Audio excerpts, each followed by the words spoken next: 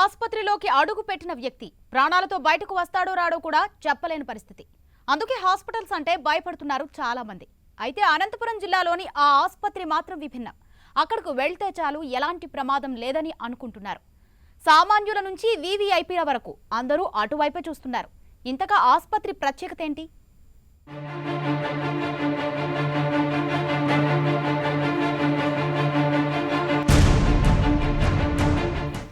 Corona వచ్చిందంటే చాలు వీఐపీల నుంచి సామాన్యుల వరకు ఎవరి నోట విన్నా ఆర్టీడీ ఆసుపత్రి పేరే వినిపిస్తోంది.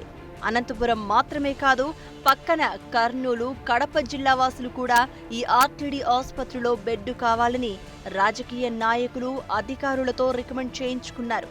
ఆ ఆసుపత్రిలో చికిత్స పొందితే కరోనా నుంచి ఖచ్చితంగా బతికి బయటపడతామన్న నమ్మకం ఆ హాస్పిటల్ విశ్వసనీయత మరింత పెంచేలా చేస్తోంది.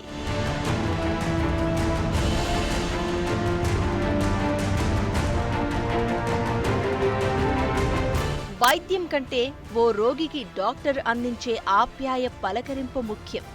అదే సగం రోగాన్ని నయం చేస్తుంది అంటారు.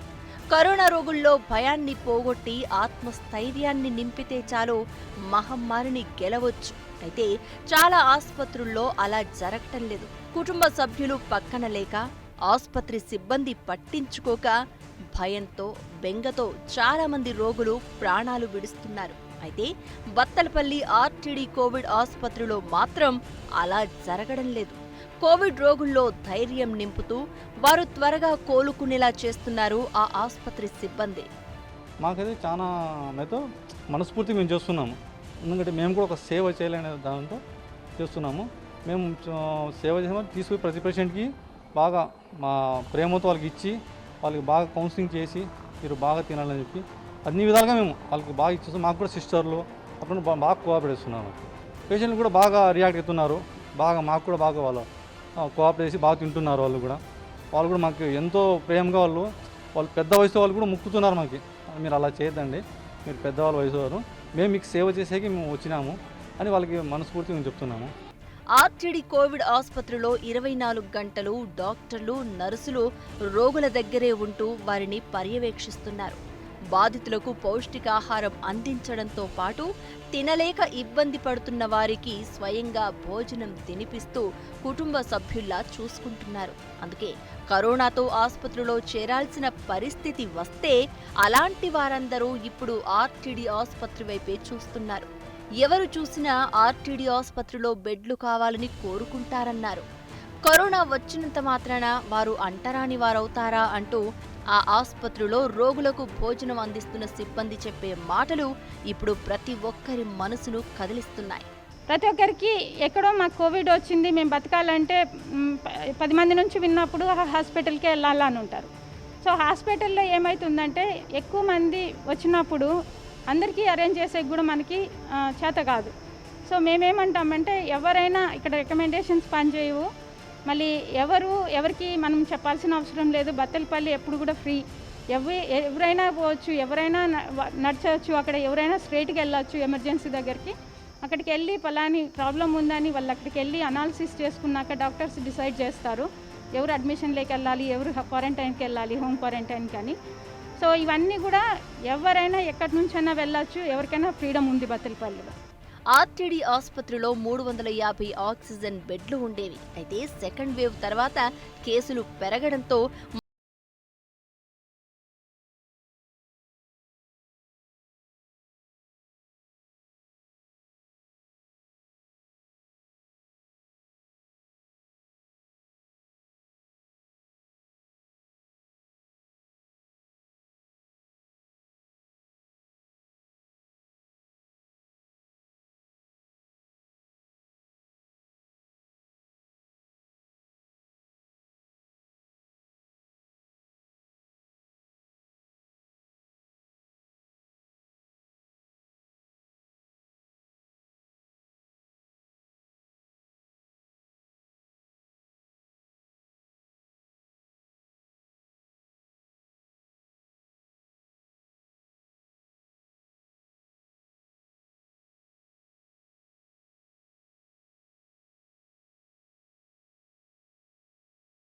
వాళ్ళకు సరైన వైద్యాన్ని అందిస్తుంది. కరోనా రోగులకు అందించే ఫుడ్ ఆసుపత్రి క్యాంటీన్లోనే రెడీ చేస్తున్నారు. చికెన్, కోడిగుడ్లు, రాగి ముద్ద, పాలు, రాగి మాల్ట్ 3 పూటల ఆహారంగా ఇస్తున్నారు. సెకండ్ వేవ్ పీక్స్లో ఉన్న సమయంలో ఆక్సిజన్ అందక కొంతమంది ప్రాణాలు కోల్పోయారు. ఈ ఘటనలు చూసి చలించిన ఆర్టీడీ డైరెక్టర్ విశారా ఫెర్రర్ మిషన్ ఆక్సిజన్ పేరుతో ఆక్సిజన్ అందించే కార్యక్రమం ప్రారంభించారు. దీనికి దేశ విదేశాల నుంచి మంచి స్పందన వస్తోంది. కరోనా సమయంలో కాసులకు కక్కుర్తిపడి నిలువు దోపిడీ చేస్తున్న కొన్ని ప్రైవేటు ఆసుపత్రులు ఆర్టీడీని చూసి నేర్చుకోవాల్సింది ఎంతైనా ఉంది. ప్రపంచం ఎప్పుడూ చూడని విలయంలో చిక్కుకుంది. ఇలాంటి సమయంలో ఆర్టీడీ ఆసుపత్రి చేస్తున్న సేవలపై రాష్ట్ర వ్యాప్తంగా ప్రశంసలు గుప్పిస్తున్నారు.